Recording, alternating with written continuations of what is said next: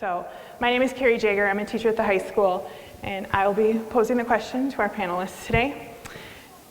So we're just going to start with a question asking our panelists to introduce themselves, give us your name, your role in our community. So for example, if you're like a junior in high school, you can tell us that. And then obviously what country you've immigrated from and why you moved here. Do you remember all those? Your name, your role, country, and why. We'll just go down the line for this one. So we'll start with you, Hassan.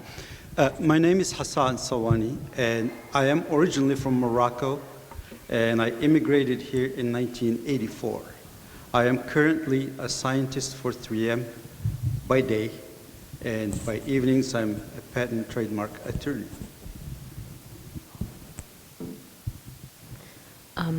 Good evening, my name is Laura Karzowski. I came here from Mexico, and I lived in Mexico City all my life. I moved to Minnesota in 2002. Before I lived in Hastings, I lived like 4 months in Inver Grove Heights, and then we moved to Hastings, and I've been here since. My role in the community, I would say I'm a mom, a wife, and a business owner. That's about it. Hello, my name is Valeska Olsen. I'm a mom and bus driver here in Hastings. I came from Germany. I've been in the States since 2004. I lived 3 years in Georgia. Now I'm here, and I'm here because I married a soldier and the Army said it's time to go. Hi, my name's Davida Ambu, and I am a junior in high school. I moved here from Nigeria because my family won a lottery to come here and because we wanted a better life. Hi, I'm Daniela, and I'm also a junior at Hastings High School, and that's my twin, Davida. So we moved here from Nigeria, and we won an immigration lottery, and we just came for a better education. All right, thank you. When you first moved to America, or if you want to answer this question specifically about Hastings, so when you first moved to America or when you first moved to Hastings, what was your first impression, and then what is your impression today? Is there somebody who wants to volunteer to start with this one? I can start. When I moved here for the first time, obviously, that was the first time I moved away from home, really away. My first impression about the United States was that it's a land of abundance. That's the first thing you see when you come from a country such as Morocco, for instance. And I'm sure my colleagues here would think probably the same, except Germany, I would say. Yeah. What struck me also was how cheap the food was when I just got here. I mean, you could walk into McDonald's for $4, $5. That was not the case where I grew up. The other thing is that what I noticed is that everybody had a car, which was unusual where I grew up. I mean, my whole life in Morocco, my parents never owned a car. They didn't even dream of owning a car, let alone one. So those are the positive, things that I saw when I just came. As I lived here for a long time, I started to get into society, and I started to see, for instance, that the U.S. or Hastings is no different than the majority of American, cities and stuff, is a land of many contradictions. You start seeing the richest rich in the world and some people who hardly have anything to eat. You start seeing that materiality actually rules over spirituality, for instance. Where I grew up, it was the other way around. People were more spiritual, try to distance themselves. There's a wish of being more materialistic, but they distance themselves from that. The other thing that I started to see is that the economics rule over ethics. It takes you a long time to catch this and see it, that the United States is a beautiful country if you have money. But if you don't, it is a very harsh place to live. So those are the things, those are the two sides of what I saw then and now. Thank you. Well, I guess I first came to the U.S. in 1996 when I'm an engineer and I work in Mexico for a company that had a joint venture with a U.S. company in California. And I was assigned to a project that lasted about 9 months. And so I lived in California with a work visa for a while. Then I went back to Mexico, and over there I met my husband. Then after we got married, the place to live for us was Minnesota because he already had a life established here, and his job was better than mine. So that brought me to Minnesota. It's very different than what I had seen in California. And I lived all my life in Mexico City, so it's a metropolis, and it's very busy. Not everybody has a car either. There is lots of public transportation, so wherever you go, you can get everywhere in public transportation. So that was a very sharp contrast to what I saw here. Even in California, because you could get everywhere, but you needed a vehicle. There were very few people in the streets walking, where in Mexico City, everyone is walking. A lot of people are walking just, to get to the bus stop or to the subway or whatever.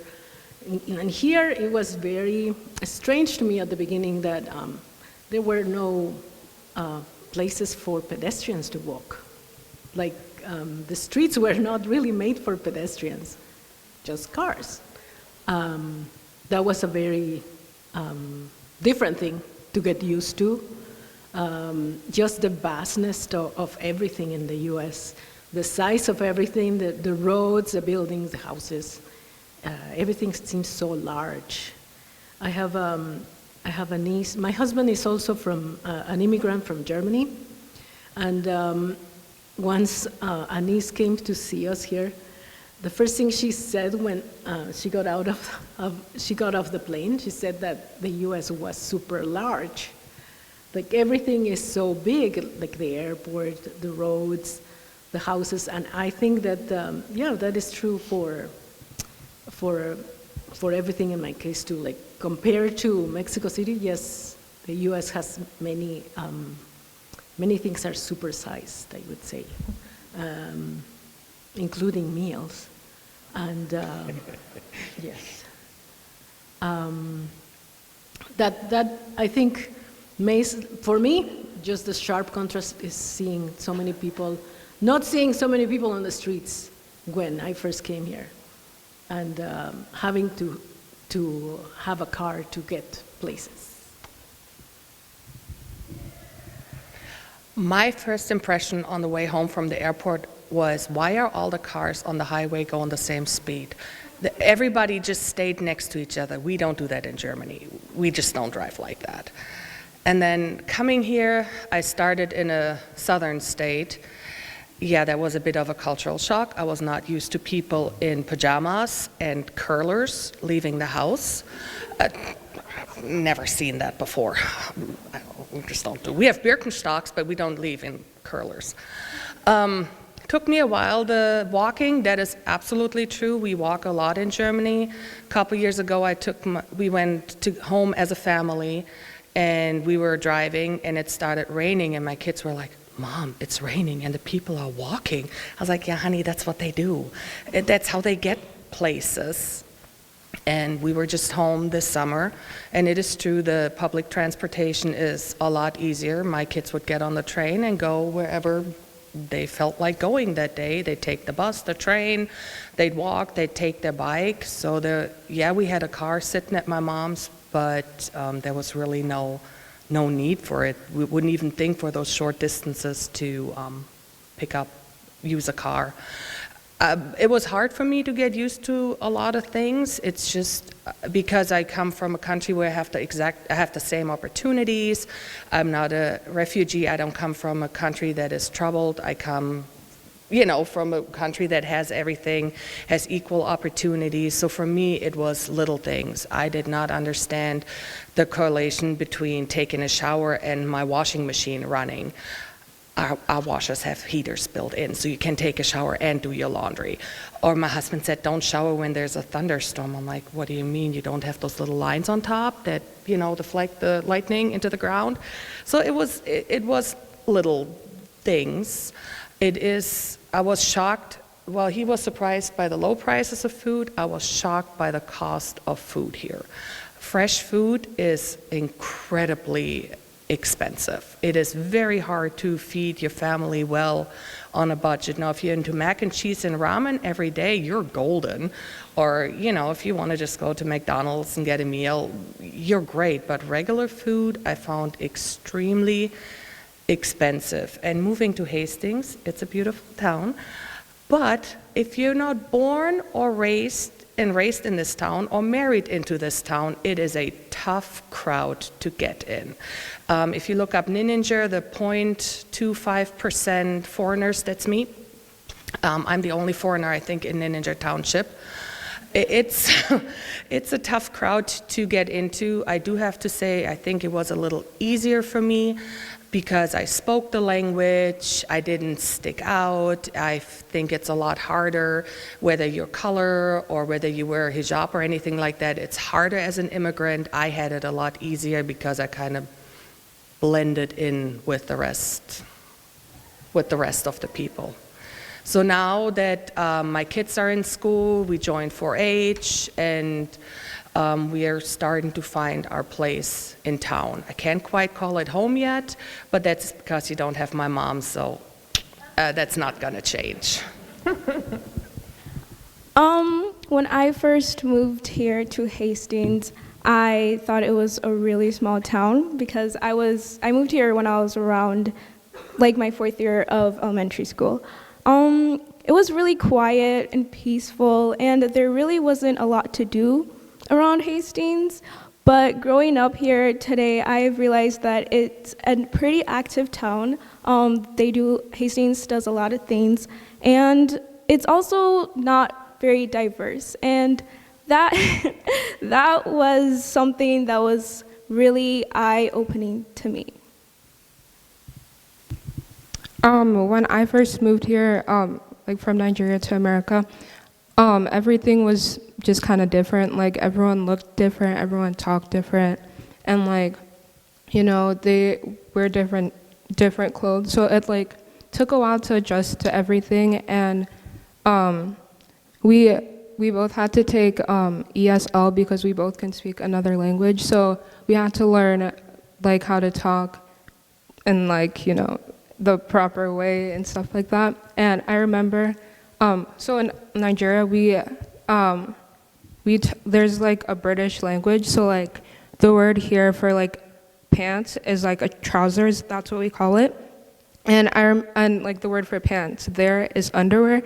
And so I remember this one day, when I was in 3rd grade, this girl, she was like, "I like your pants," and I was like, so I thought it meant underwear. And so I was like, okay. But things like that just kind of took a while. But yeah, I think, just everything was just kind of different. That was just my first impression. Okay, you have a choice on this one. You can do one or the other or both. But will you share a story of a time where you felt either welcomed or excluded?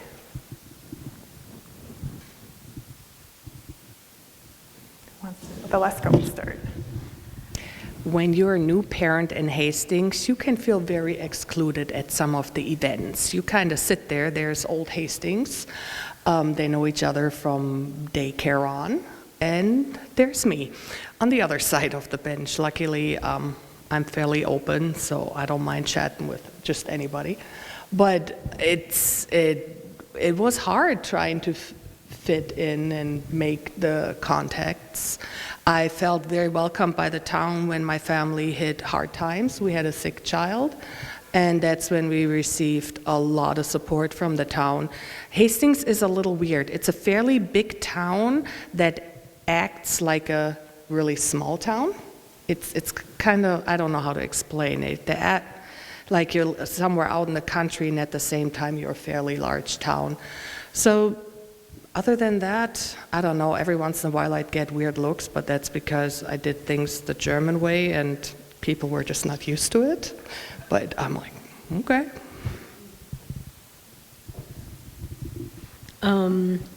I think for me also, I could say that when our family went through hard times about 2 years ago, I really felt that the community was embracing us and supporting us in our time of need. I really appreciated how, people that we didn't really know came to help to our aid, and that really made me feel part of the community. And I'm extremely appreciative of that. And I had a different experience than you when raising my kids. I didn't know anyone here. I don't have family. I'm the first person from my family that comes to the U.S. So I didn't really have many friends here either. But I felt like I needed to find a way of raising my children, with friends around.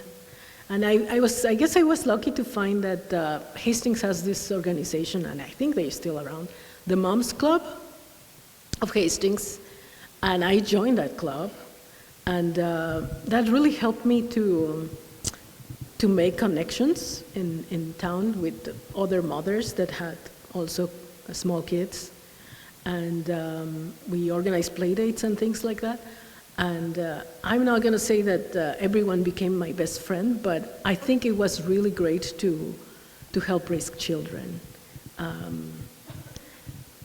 I find that that's really a great thing that in the community, in the U.S. in general, communities organize to provide support to others. And I guess the only one time that I have felt a little not welcome was the 2016 political campaigns. Yep.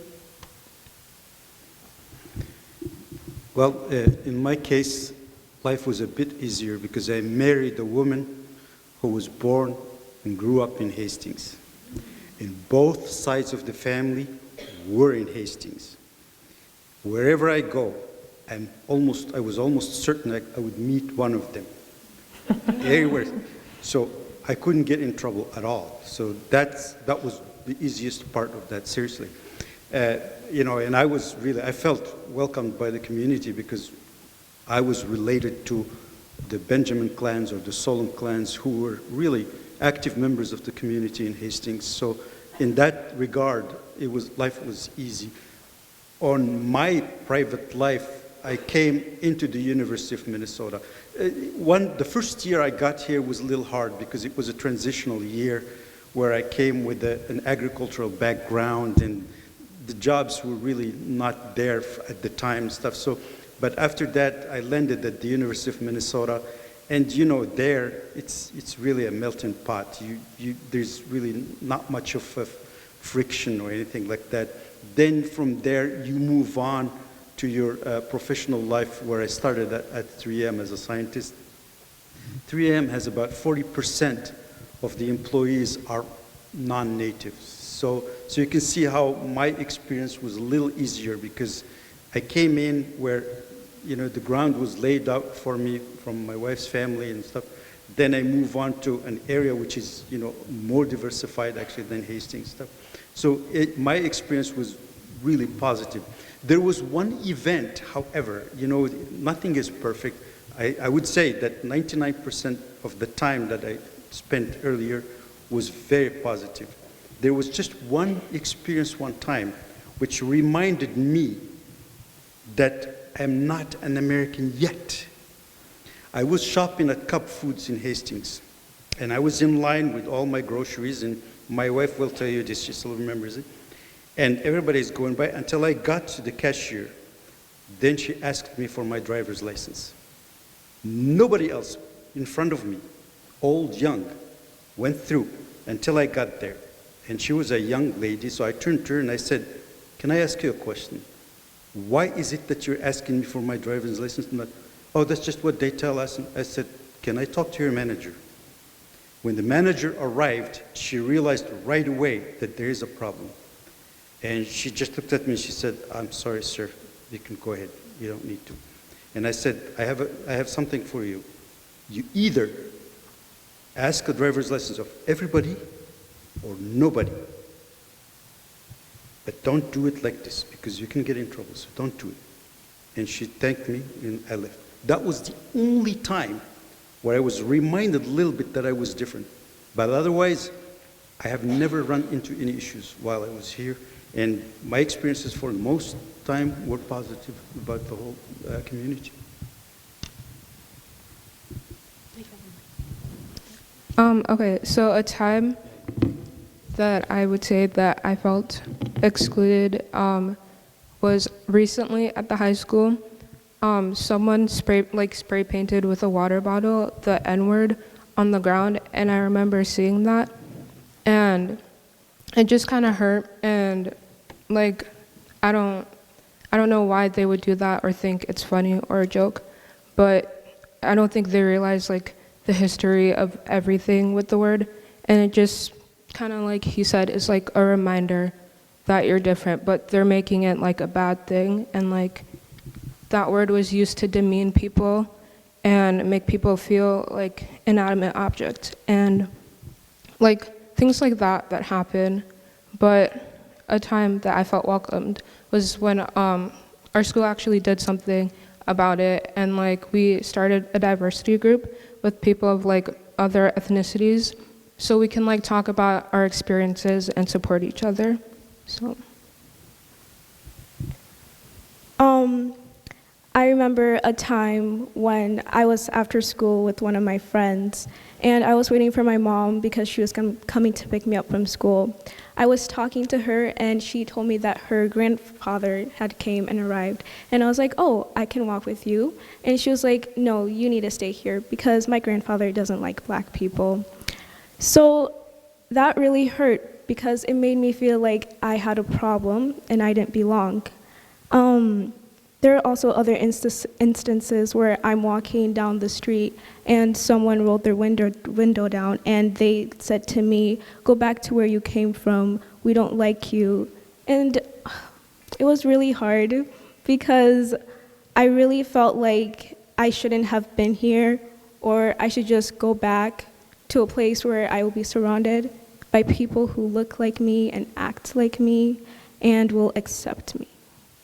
But we also, at the high school, we did a panel and we told our teachers about our daily experiences that we went through. And after telling them that, I felt more safe and I felt welcomed because our teachers made sure that we felt protected and we didn't feel like we didn't belong at Hastings or the high school. Good, thank you. Just a follow-up. Daniela or Davida can answer this. Daniela, you said a little something about the N-word. Will one of you or both of you talk to the audience a little bit about the prevalence of that word at the high school? Like, how often do you hear it? How do kids use it? What is that experience like? Kids at the high school use the word very easily. Like, it doesn't mean anything to them. It's like another everyday word, like you would say hi or something. And it is something that needs to be changed because they really do not understand the impact of using that word and how it can affect someone. yeah, like you said, people, like, that's one of the things that I was shocked by when I came to the high school, because like you could be walking in the hallway or like especially on the bus, like people just say it or scream it or use it like it's a cool word. Like they just act like saying it is cool and they don't realize the impact that it has. They'll just like say it like a joke, or like instead of saying it, sometimes they'll say like niba or like find other ways to like try and say it. And sometimes if we happen to be around or a person of a different color happens to be around, they're like, oh, hey, look, there's a black person over there. Or they try to make it funny when it really isn't funny, and it's not okay. Thank you. Okay, the next question we have is, what kinds of attitudes or experiences have made your life as an immigrant either challenging or rewarding?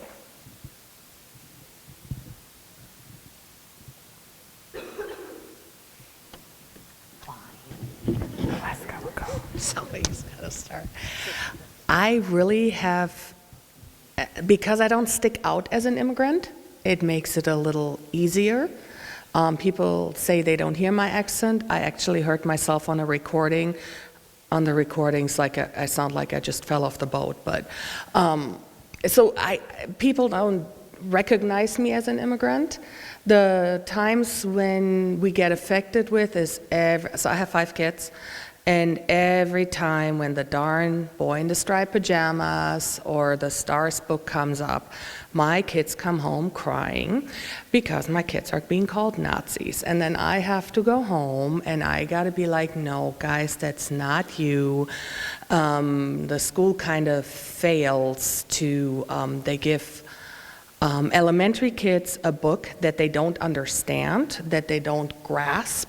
They don't understand the magnitude. They're just not ready for it at that age. And they don't know how to make the difference that German doesn't equal Nazi. I've given my kids some responses that they can give to those kids that I may not repeat right now, but they're soothing responses, no cuss words, but to kind of remind, other people that their culture may has a couple of skeletons in the closet that they should think about before that gets thrown at them. But yeah, every year, every time 4th grade comes around, 3rd and 4th grade, we deal with that. And that's part of my history, but that's not me. There's nothing I can do about it.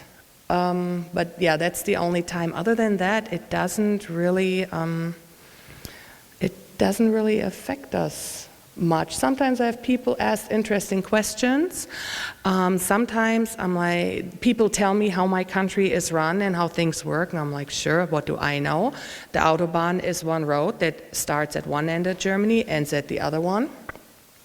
A couple other things, yes, wherever you're in Germany, you can drive as fast as you want. If I try to tell the people something different, no. I know nothing. And my personal agenda, I got to make sure I get this in. There is no such thing as the Christmas pickle. It's not. It's not a thing. Can everybody in the back hear me? We don't have a Christmas pickle.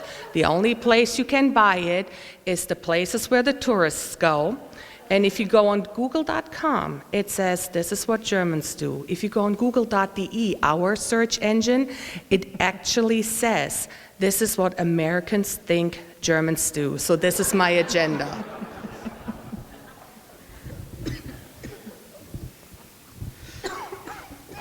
As I said earlier, the attitude that you encounter is sometimes of your own choice when you are an immigrant. For the most, when you're involved in sports, music, for instance, food and wine type of activities at my age and at this type of life I lead, the attitude you find from the people is really very nice and welcoming.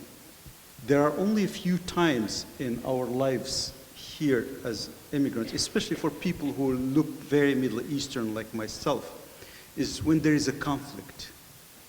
When there is a conflict that involves some Middle Eastern country with the United States or one of US allies, for instance, that's where I have to make a choice not to go where I will expect some negative reaction and stuff. So you know pretty much that you will not be welcome, for instance, in a bar in some very tense neighborhood or something like that. So I choose really where I can go so that I can find the attitude that I would like to get from people. And when, as I said, in time of conflicts, I just avoid where I know I will get in trouble if I go there. So basically, that's how I do it. It worked so far. I think it's at the beginning for me, yes, it was challenging to find the people, to find friends.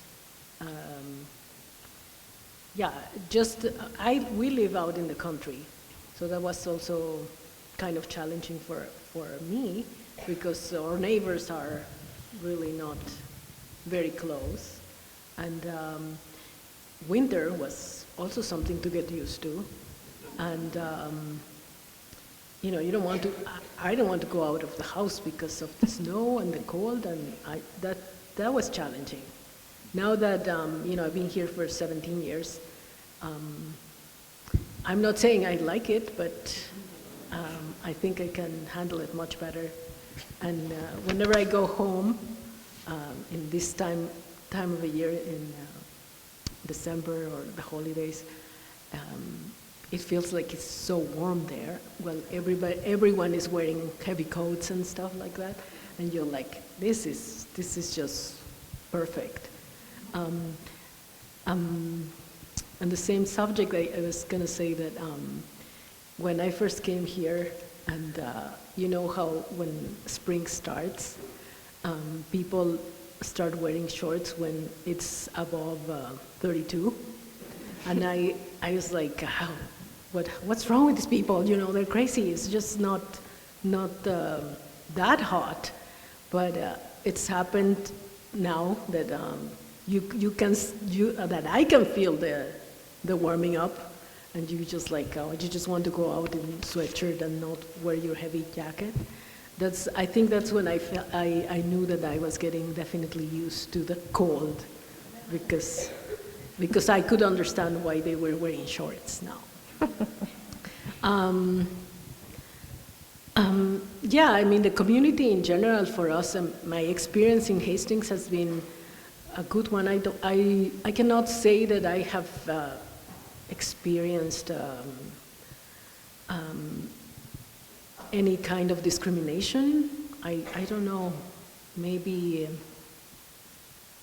yeah, and it's the same for my children so far, maybe because we are carrying my husband's last name, but I don't think my children have also, I mean, yes, they have been asked a few times things like, what country are you from? Because they have dark hair and slightly darker skin, but nothing that I can say that they have been targeted for being of a different race. I cannot speak about that.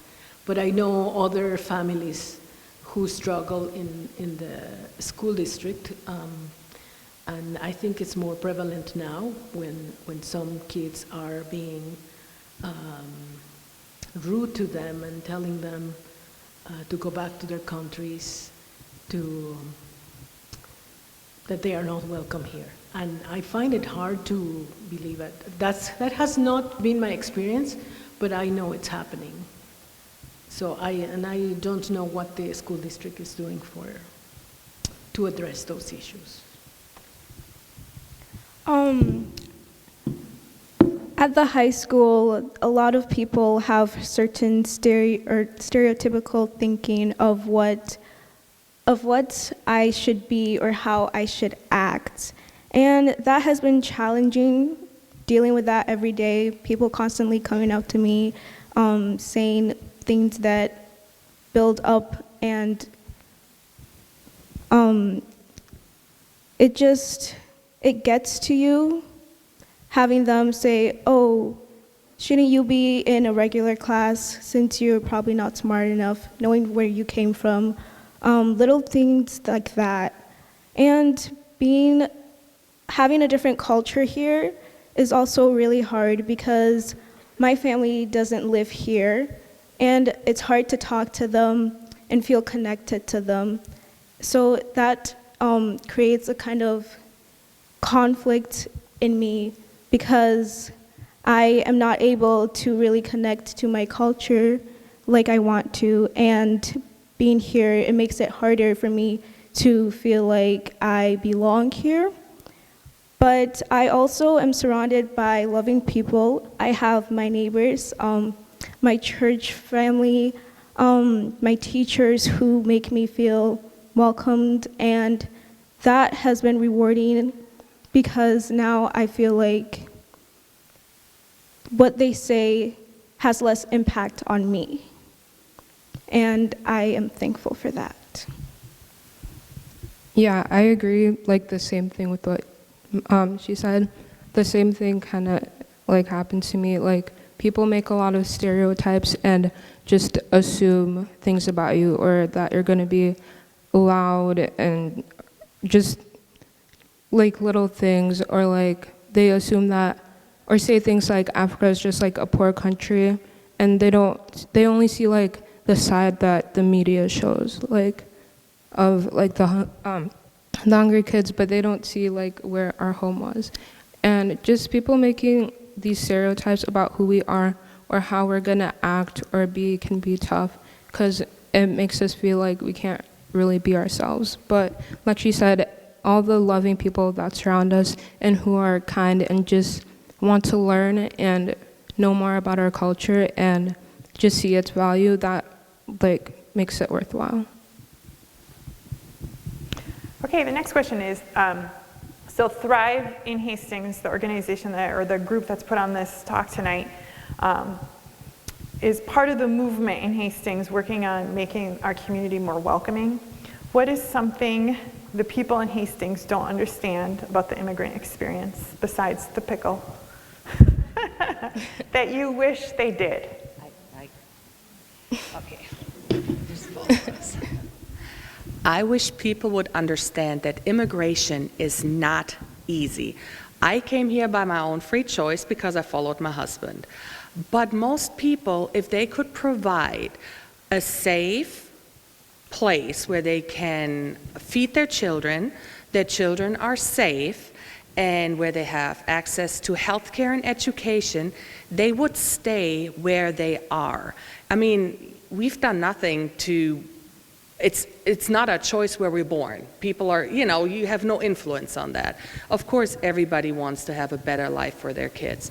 And the things I hear about immigration here, boy, okay, there are no special extras. I don't know where people get that idea from. I pay my taxes. I don't have an American passport. I have a green card, and I pay the exact same taxes as you pay.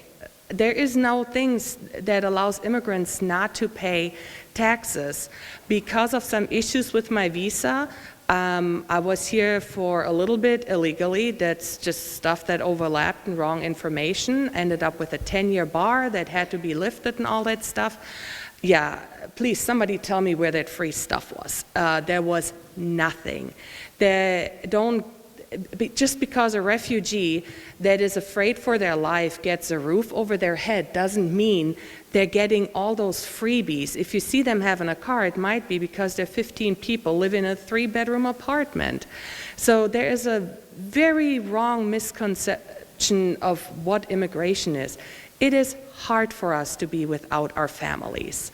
It is extremely hard. It took me 2 years for my mom to see my youngest child, because when you first start here, it's not like you're rich, like you have a bunch of money, so you can't just fly back and forth. I have the luxury that I can go to my home country. Some immigrants cannot go back because it's not safe for them to go back. So I really want people to understand that it's not just like, oh yeah, we're gonna come here and everything is easy. It is hard. Dealing with the immigration office, yeah, have you tried to do customer service somewhere else? Now try that with immigration. It doesn't work that way. You're a beggar. They lost my green card. My green card got lost in the mail. I got approved, but the actual little card is lost. And there's nothing I can do about it. They tell me you have to reapply, you have to pay all the fees again. They want all the fees, all the fingerprinting again, and there's nothing I can do about it because beggars can't be choosers. So if you try to fight that system, well, then your visa simply gets denied. It is not easy. Most of us miss our families terribly. And when we say we miss our culture, it's something just like a food or certain things we do on a holiday that is not here. I just want people to see that it's not a walk in the park to leave everything behind. Some people come with a backpack, some come with 2 suitcases full. Well, airline now it's only 1 suitcase. And that is all they have to start their life. If you try to go through your house and the only thing you get to keep out of your house right now is 1 suitcase full, how long would it take you to pick and choose? So yeah, just please understand that, and when they say, well, they're not adjusting, we're just trying to keep a little bit of our culture alive because it gives us a warm feeling. It's not like we wanted to abandon it, like we're saying our home is bad, but circumstances made it that we had to choose a different way, whether it was for safety, whether it was for love, but we still have a second home. I totally agree with a lot of what you just said. When you're an immigrant or being an immigrant is not, you come to this country for so many different reasons. I came because my husband lived here. Did I ever imagine that I wanted to come to the US and live here because I could live free or things were going to be handed to me? No. I had a good life in Mexico. I had a good job. I went to university. I had a good living. I chose to follow my husband and establish my family here. Do I want to bring all my family here and do chain migration? No. My family has good lives in Mexico too. Yes, the security or the safety and security are getting worse over time. Yes. Do they ever wish to come here because they just want to be Americans? No. Well, it is hard. You leave your culture, you leave your family. It is just like you said, it is not easy. And it is not easy, and the system is not sometimes I think you hear a lot that the system is broken, that people are just allowed to come in here, and that the government is not vetting them enough.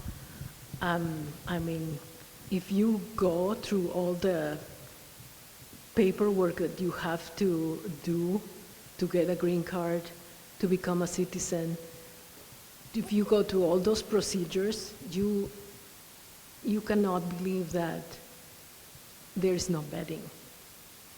There is a lot of vetting and a lot of background checks and things like that. Yes, granted, there are people that are coming here illegally, but most people who arrive to America because they don't have a choice back where they live, are here to try to make a living just like everyone else. They don't want everything for free. They don't want handouts. They want just to make a life for themselves. We're not looking for a free ride. We work, and I think we try to do what's best for our community and for our families. I just want to say how hard it is to get that green card. I had to travel with more health documents than my dog. I had to carry x-rays with me in my carry-on on the airplane to prove I'm tuberculosis free. Yes. My dog just needed a health certificate. I had to go through all the shots, everything, carry everything on me, get x-rays done. Yeah, they're not gifting you that. And that thing, they're like, so a lot of people come to me, oh, your husband was a soldier, so you're an American now. I'm like, no, there was no benefit in that. I'm still just a green card holder. I could apply for my citizenship now, but at the time when it came up, my daughter got sick again. So that whole thing, that whole immigration thing is people that, a lot of the things you read on Facebook, all those statements, they're just simply not true. It is just not true. I personally believe that attitudes, bad perceptions are born from either bad information or lack of information. So as a community and as a society, we need to inform ourselves and each other about the other. These people that you see, all of us here from all walks of life, have cultures behind them that are very interesting, intriguing sometimes, mysterious at times, that we need to actually inform people about that. And the best thing to do is to bring the two sides together, to learn about each other. I live here. I don't claim to know the background of every citizen that I run into. So I think events, cultural events, bring people together. And I have examples here, for instance, food festivals, diversified music festivals, other activities that as a former Moroccan can bring into a gathering and show people how we did it, why we did it. It makes them more curious about me. So I have to make an effort myself to advertise my cultural heritage, because the United States as a whole stands on the fact that it is a society of immigrants, Germans, Jewish, European, African. We all contribute to the strength of this society. And we all have great contributions. There are huge, very famous engineers, doctors, lawyers that were not necessarily born here, but they have contributions. Myself, I came here with very little money with my wife. I have now contributed close to 40 patents to 3M. I wasn't born here, and 3M benefited from me being here. So I stand for the US, I believe in the US, and that's what we need to advertise to our community. I sincerely believe that cultural events, as I said, such as music festivals, food festivals, bring people together. They make them curious about each other. The idea that I have here, for instance, is some cultural days or cultural weeks, like Asia Week, Africa Week, or Africa Day. Just one day is enough, or Jewish Week, European Week, something like that, in which there is some sort of culture presented from that background. Make people more curious about you, interested, and approach you and ask you. That's what I think would like to see in Hastings. And we can be a role model to many other cities in Minnesota, for instance. I definitely agree with what you said. I think that ignorance has to do with a lot of the problems or challenges that happen, and it's just because people just don't know. And I think something that would help is just wanting to learn and wanting to know more about other cultures or where other people are from, and not just assuming things or your biases or what you think, but actually just learning more. We can all learn together about each other. I also agree everything here that was said it was hit exactly on the nail. I know that for my mom, it is not easy because she has to do a lot. She has to work a lot. She makes a lot of sacrifices being an immigrant here. And people really do need to just learn, and they need to learn to embrace that other people's cultures and other people's identities. And it is something that Hastings needs to work on so we can improve the atmosphere and our community here. All right, thank you. I would like to add something. I also there are some people that worry that American culture is being lost, or that some of the other cultures are coming here with their own traditions and their own things and trying to establish them, and that American traditions are not being preserved.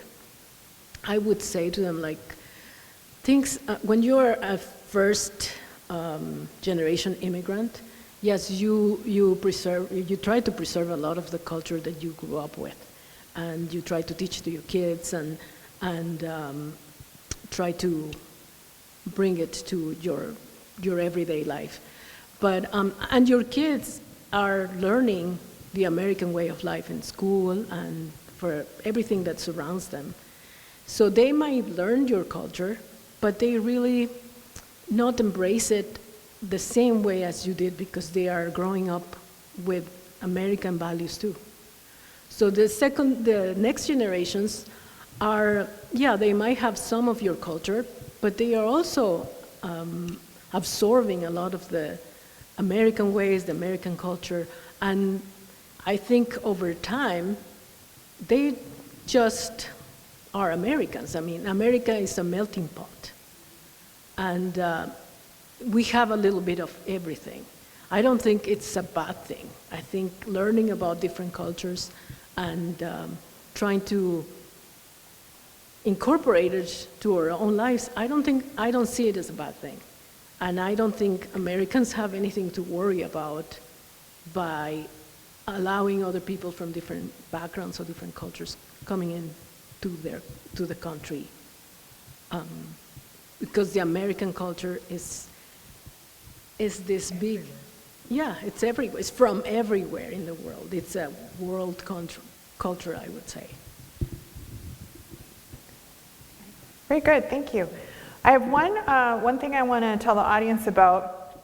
Hassan made this really nice point that we need to inform ourselves and each other's of the other. And we have another event. It's next week. Thrive has an event next week on Tuesday at 6 o'clock. It's from 6 to 8:30 at the Golf Club, called Gray Area Thinking. It's on Facebook. If you go to the city website, you can find information about it there too. But join me in thanking our panelists for coming and sharing their stories. Thank you so much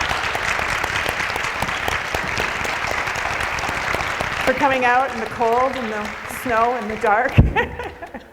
Thank you so much. If you were here getting extra credit at the high school, there's a music stand back there that you need to make sure you sign in on the sheet.